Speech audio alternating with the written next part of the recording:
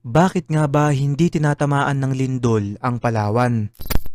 Mga kaibigan, ang nakikita nyo ngayon ay isang imahe ng mapa ng Pilipinas na may marka ng mga lugar na tinamaan ng lindol. Kapansin-pansin na napakababa o halos walang highlight ang Palawan, ibig sabihin sila lang ang lugar sa Pilipinas na halos hindi nakakaramdam ng lindol. Ito ay dahil ang isla ng Palawan ay parte ng isang stable microcontinental block na tinatawag ring the Palawan Block na kabilang naman sa Eurasian Plate kung saan malayo sa malalaki at aktibong fault line sa Pilipinas gaya na lamang ng Manila Trench, Philippine Trench, Philippine Fault Zone at West Valley Fault.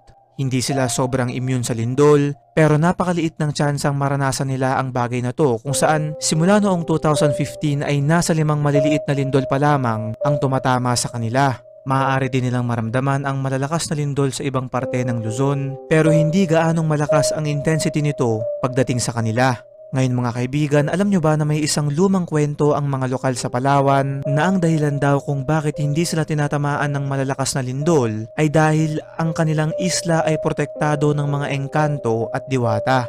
Sinasabing ang mga nilalang na to ay namamalagi sa iba't ibang parte ng isla, katulad na lamang ng Kayangan Lake sa Coron, Tabon Cave sa Quezon at Kudugnon Cave sa El Nido. Ayon pa sa ilang urban legends, pinaniniwalaan ng ilang matatanda dun sa lugar na ang isla nga raw ng Palawan ay ang tinutukoy sa Biblia, partikular na sa The Book of Genesis na tinatawag na Garden of Eden. Walang ebidensyang magpapatunay sa mga bagay na to at nasa sa atin na lang kung ito ba ay ating paniniwalaan dahil wala naman talagang nakakaalam ng totoo dito sa mundo nating punong-puno ng hiwaga.